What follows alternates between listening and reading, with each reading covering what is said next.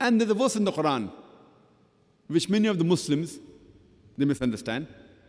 Allah says in the Qur'an in Surah Nisa, chapter number 4, verse number 144, where Allah says, Ya ayyuha, allazeena, amanoo, O you who believe, take not for Auliya, the unbelievers, in preference to the believers. And many of the translations, they translate the Arabic word Auliya as friends. So the translation reads that, O you who believe, do not take for friends unbelievers in preference to believers. Which I feel it's a wrong translation. The correct translation is, the word Auliya should be translated as someone who's a protector. So the right translation is that, Ya ayyuha, allazeena, amanoo, O you who believe, do not take for protectors unbelievers in preference to believers. Do not take for protectors non-Muslims in preference to Muslims. And the same message is repeated in Surah Maida, chapter number 5, verse number 57 and 58. That, O you who believe, do not take for friends and protectors those who make a mockery of religion or take it as a sport. That means all those non-Muslims who take your deen as a mockery or as a sport, do not keep friendship with them, nor go to them for protection. These verses of the Qur'an are very clear.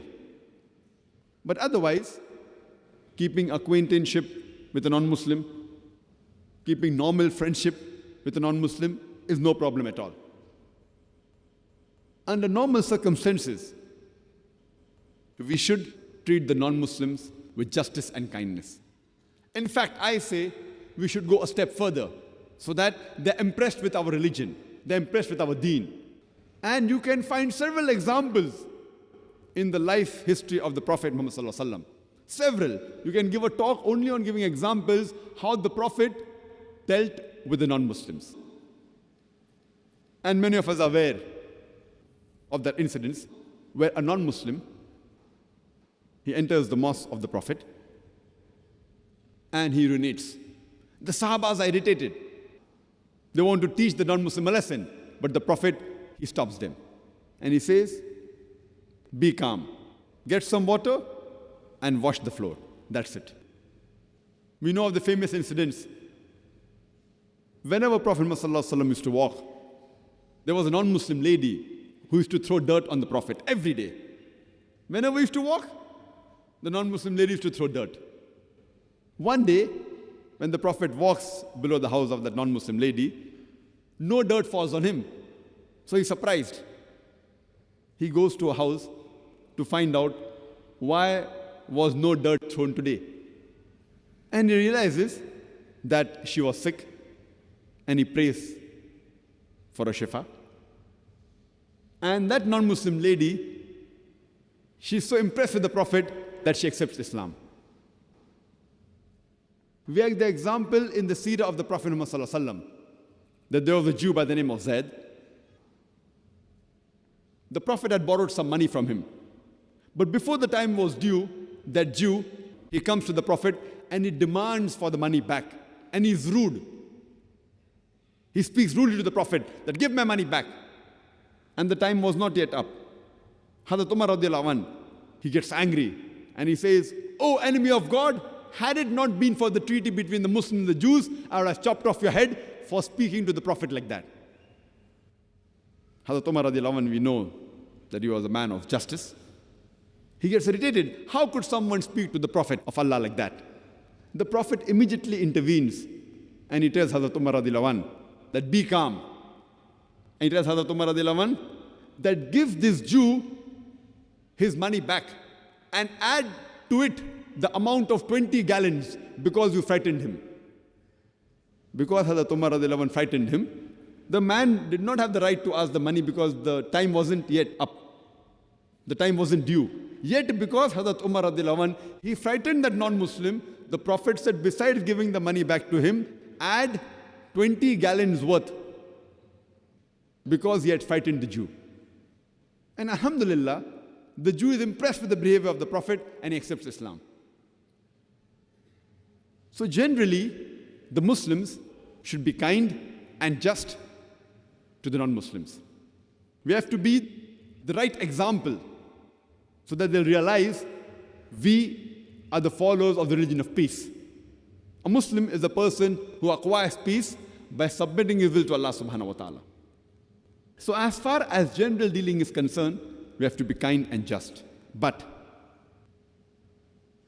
there is a caution, which I always mention in my talk, whenever I'm dealing with this topic, that keeping non-Muslim friends is no problem as long as you are having an influence on that non-Muslim. If it's the vice versa, then there is a danger. If the non-Muslim friend is having a greater influence on you, then there is a problem. Because whenever there is a relationship between two human beings, and when you keep on meeting very often, no one can tell me that nothing happens. Either you're influencing him or he's influencing you.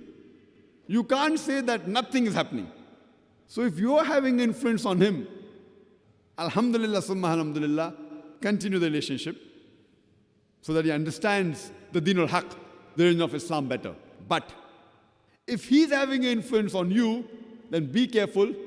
You may follow his path, which may be wrong. So here, if it's a relationship in which your deen is in danger, then I feel you have to discontinue that relationship. You have to be careful. The Qur'an is very clear. As far as protection is concerned, if there are two options, believer and unbeliever, a believer is preferable at all times. The verse says, do not take unbelievers for protectors in preference to believers.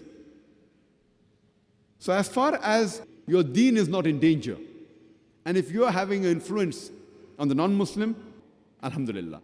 And I, by the grace of Allah subhanahu wa ta'ala, I have hundreds of non-Muslim friends. MashaAllah. Hundreds. Hindus, Christians, many. And almost all that I know, they respect me, mashallah. They know that I'm a da'i. I speak about the religion. Yet, alhamdulillah, they respect me. So as long as you are having influence on them, it's very good.